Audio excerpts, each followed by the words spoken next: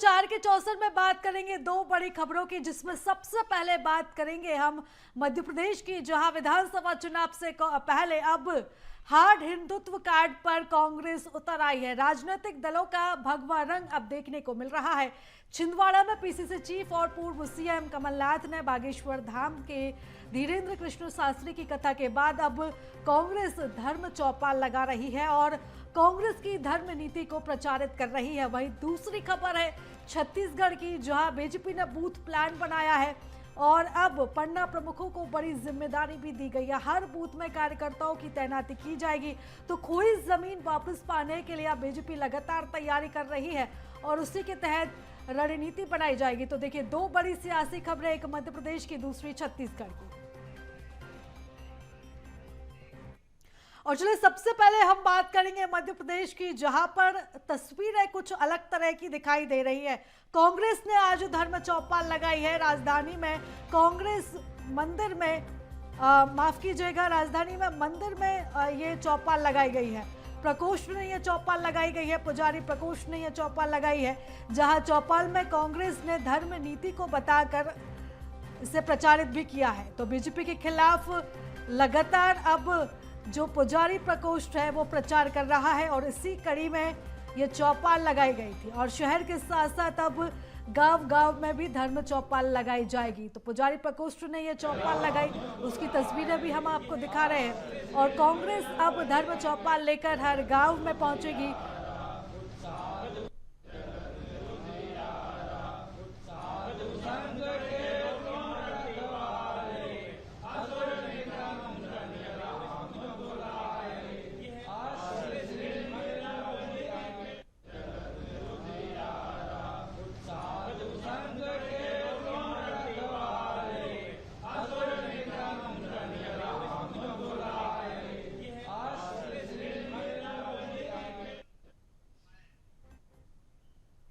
मंदिर पुजारी प्रकोष्ठ के युवा इकाई के प्रदेश अध्यक्ष भारती जी हमारे साथ मौजूद है। सर, धर्म चौपाल लगाई गई है आज हनुमान जी महाराज के श्री चरणों से आशीर्वाद लेकर इस धर्म चौपाल को प्रारंभ किया गया है। पूरे प्रदेश के प्रत्येक गांव में ये चौपाल लगाई जाएगी।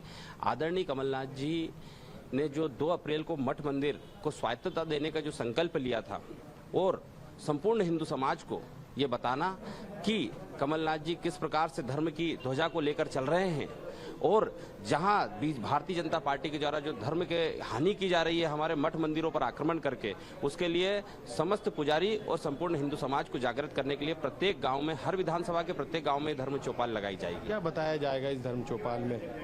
इसमें कमलनाथ जी की जो धर्म के प्रति जो कार्य किए जा रहे हैं, धर्म के उत्थान के लिए जो कार्य किए वो, और भारतीय क्या काम किए आदरणीय कमलनाथ जी ने जिस प्रकार से कई सालों वर्षों पूर्व हनुमान जी का मंदिर निर्माण किया, ओम सर्किट के लिए उन्होंने कार्य किया था, महाकाल मंदिर के जो कॉरिडोर के निर्माण के लिए वो राशि आवंटित की थी, और भी धार्मिक गतिविधियां वो करते हैं। आप बागेश्वर धाम की कथा चल रही थी। तो इस प्रकार से धर्म के प्रति जो हमारी निष्ठा है, बार बार हमारे ऊपर जो आरोप प्रत्यारोप लगाए जा रहे थे उनको भी बताया जाएगा किस प्रकार धर्म का चोला ओढ़ के भारतीय जनता पार्टी अधर्म की सरकार चला रही है और हिंदू धर्म को किस प्रकार से छला जा रहा है, ये हर चौपाल में बताया जाएगा। बिल्कुल, चौपाल का पूरा एजेंडा जो है वो क्लियर, और यही कारण है कि आप देख सकते हैं यहाँ पे धर्म चौपाल राजधानी भोपाल के जवाहर चौक में हनुमान मंदिर में लगाई गई। मध्य प्रदेश कांग्रेस मंदिर पुजारी प्रकोष्ठ के युवा प्रदेश अध्यक्ष भारती जी थे जो कि जानकारी दे रहे थे कि किस तरीके से चौपाल के माध्यम से बीजेपी के खिलाफ जो है जनता के बीच में जाएंगे और कमलनाथ की उपलब्धियों को, खास तौर से मंदिर और पुजारी प्रकोष्ठ के और धर्म के हिसाब से, हिंदू धर्म के हिसाब से क्या काम किए, उन उपलब्धियों को गिनाने का काम करेंगे। कैमरामैन नंदन के साथ मनोज राठौर, BSTV भोपाल। इधर कांग्रेस के धर्म चौपाल को लेकर नरेंद्र सलूजा ने भी निशाना साधा है। क्या कुछ उन्होंने कहा है, आपको सुनवाते हैं। शुरू से कहते हैं कांग्रेस के नेता चुनावी हिंदू हैं। चुनाव के समय इन्हें मंदिर की ध्यान आती है, चुनाव के समय माथे पे त्रिकुंड लगा के निकल जाते हैं, तिलक लगाकर निकल जाते हैं, मंदिर जाते हैं, कथाएं पूजन के कार्यक्रम करते हैं। यह पहले इनको याद क्यों नहीं आता? चुनाव के समय याद आता है और 5 वर्ष तो पूरे तुष्टिकरण के लिए एक वर्ग विशेष के कार्यक्रम में जाते हैं। समझा जा सकता है सिर्फ चुनावी फायदे के लिए, जनता को गुमराह करने के लिए इस तरह के आयोजन करवाते हैं, इस तरह के कार्यक्रमों में शामिल होते हैं और जब चुनाव आता है तो भूल जाते हैं। हम राहुल गांधी, प्रियंका गांधी को भी देखते हैं, जिन राज्यों राज्यों में चुनाव होता है वो मंदिर मंदिर दर्शन करने जाते हैं, पर्यटन के लिए जाते हैं, उसके बाद नदात रहते हैं, उसके बाद कभी उनके चित्र नजर नहीं आते मंदिर जाते हुए।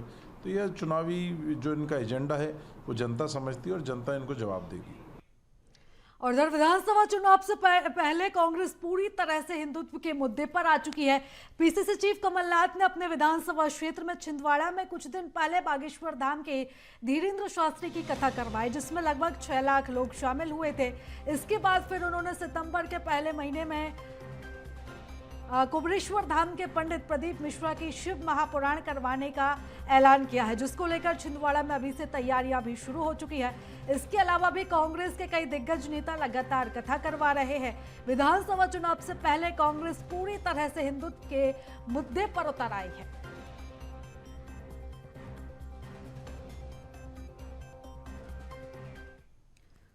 और चलिए इस पूरी खबर पर ज्यादा चर्चा करेंगे, ज्यादा जानकारी लेंगे। हमारे साथ संवाददाता मनोज राठौर जुड़ गए हैं। मनोज, देखिए जिस तरह से हम मध्य प्रदेश का पूरा सियासी माहौल देख रहे हैं, इन तस्वीरों को देखकर साफ अंदाजा लगाया जा सकता है कि इस बार जो हिंदुत्व का एजेंडा है वही प्रमुख तौर पर चुनाव में दिखने जा रहा है।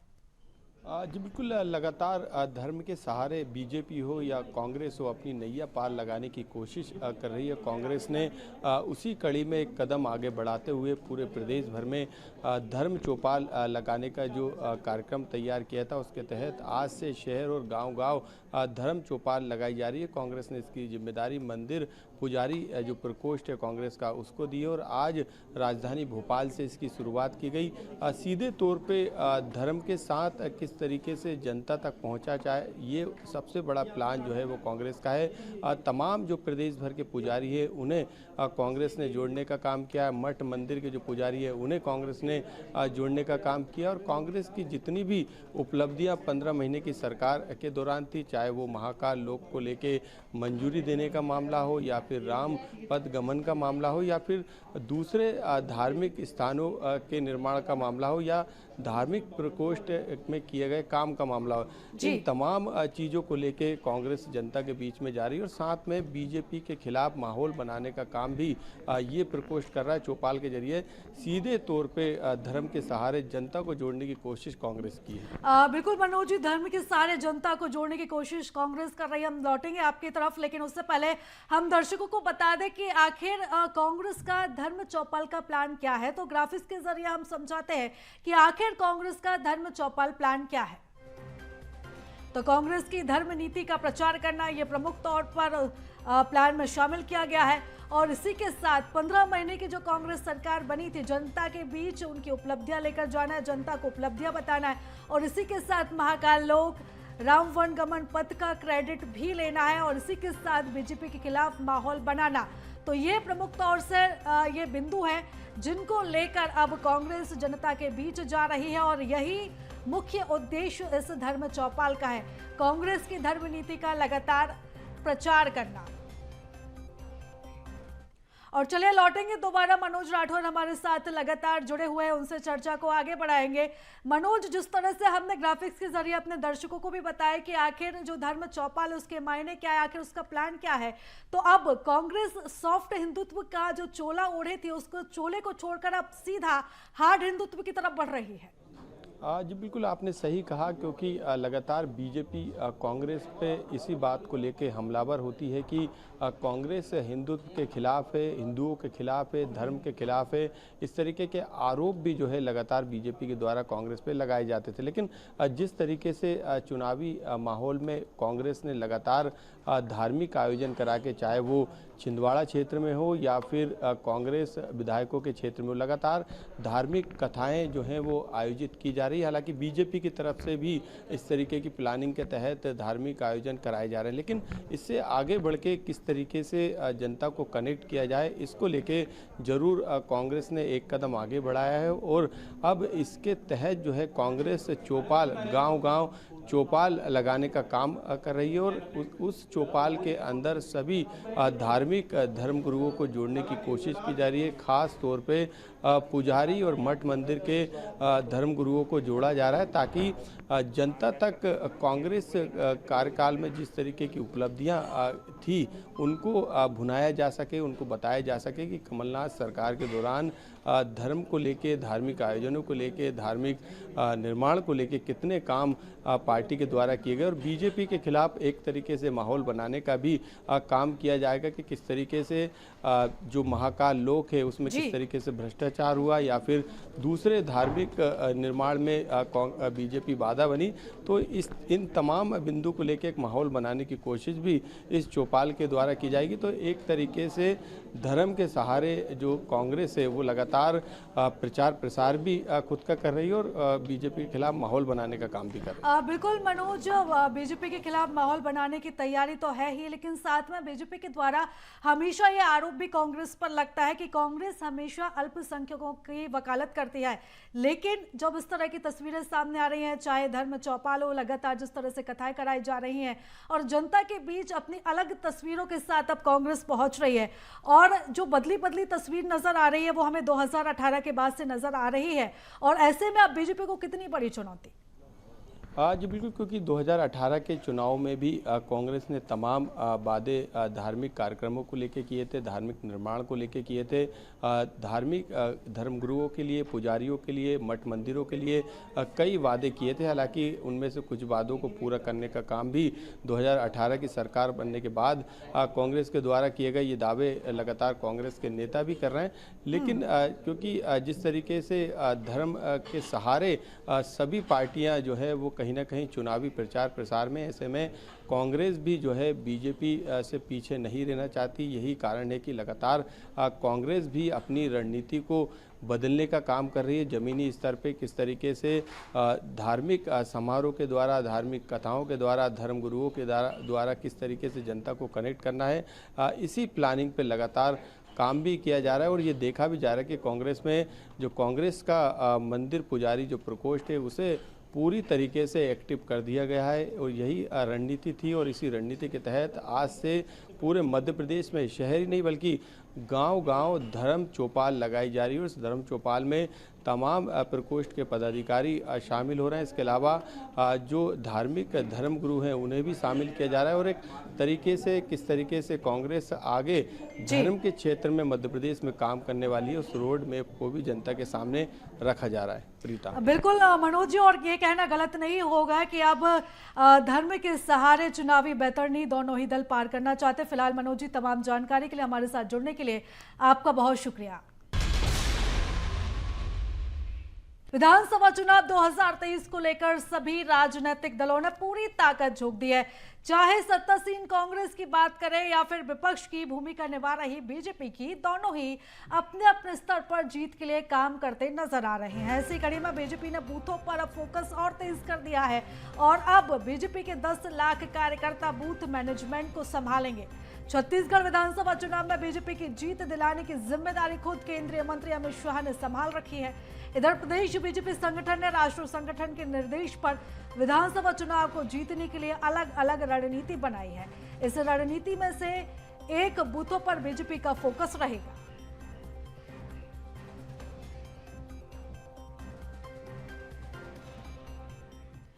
इधर धर्मलाल कौशिक ने बीजेपी के फोकस को लेकर कहा है कि कांग्रेस संचार प्रमुख सुशील आनंद शुक्ला ने तंज कसते हुए कहा कि पिछले चुनाव में भी भाजपा ने दावे किए थे।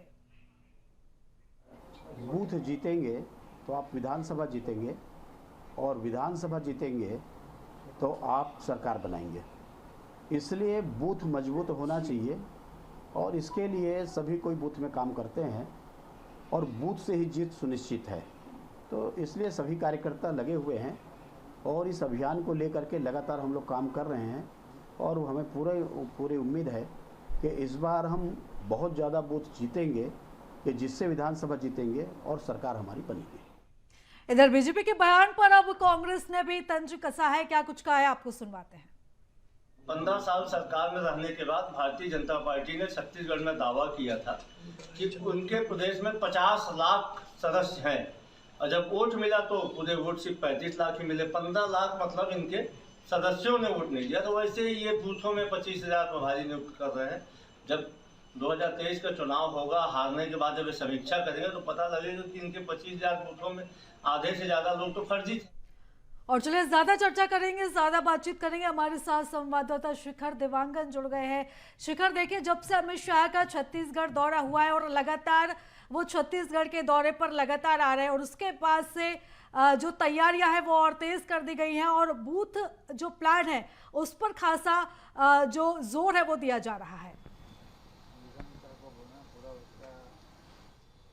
देखिए, 2023 विधानसभा चुनाव नज़दीक है, उस लिहाज से अमित शाह जो है वो छत्तीसगढ़ की चुनावी कमान संभालते हुए नजर आ रहे हैं, क्योंकि 2018 में जब चुनावी नतीजे सामने आए थे तो बड़ी बहुमत के साथ कांग्रेस ने छत्तीसगढ़ में सरकार बनाई थी। फिलहाल की स्थिति की अगर बात की जाए तो 14 सीटों पर बीजेपी जो है वो जीत कर आई थी और अब जो आंकड़े हैं वो लगातार जो गिरे थे, क्योंकि 2015 साल की जो छत्तीसगढ़ में बीजेपी की सरकार थी उसके बाद महज 15 सीट में सिमट कर रह गए थे। उपचुनाव हुए, उसके बाद वो 14 सीट पे चले गए।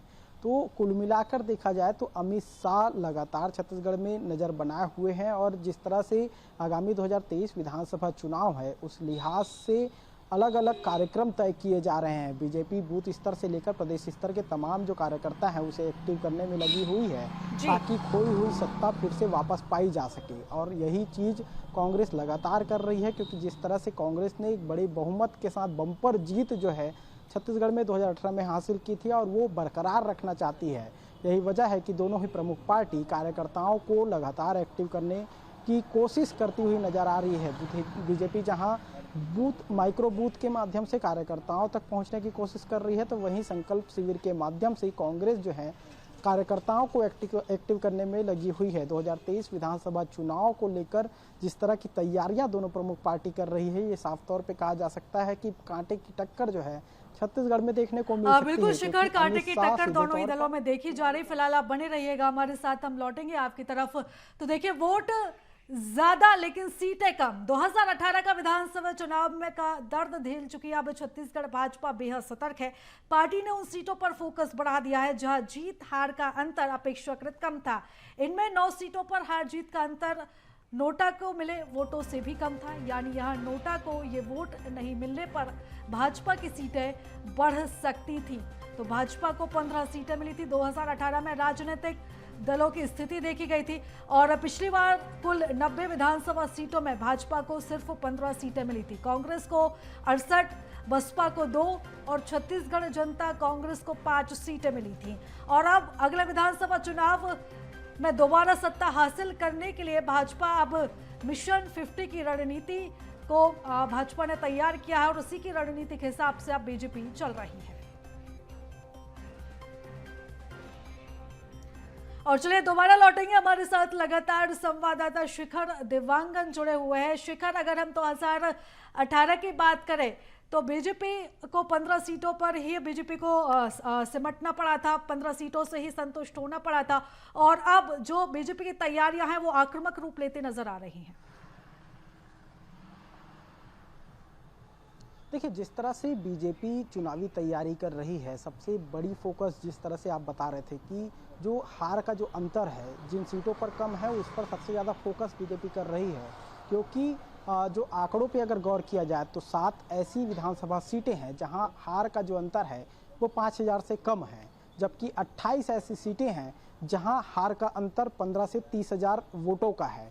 और इसी सीटों पर बीजेपी पूरी तरीके से फोकस कर रही है, कोशिश कर रही है कि जो हार का अंतर है उसे जीत में तब्दील किया जा सके। और यही वजह है कि इन्हीं सीटों पर सबसे ज़्यादा फोकस बीजेपी कर रही है। जो 7 सीटें हैं उन 7 सीटों की अगर बात की जाए तो भिलाई नगर, कोटा, मनेन्द्रगढ़, कुनकुरी, खैरागढ़, कोंडागांव और नारायणपुर ये सीटें हैं जिन सीटों पर हार का अंतर महज 5000 है।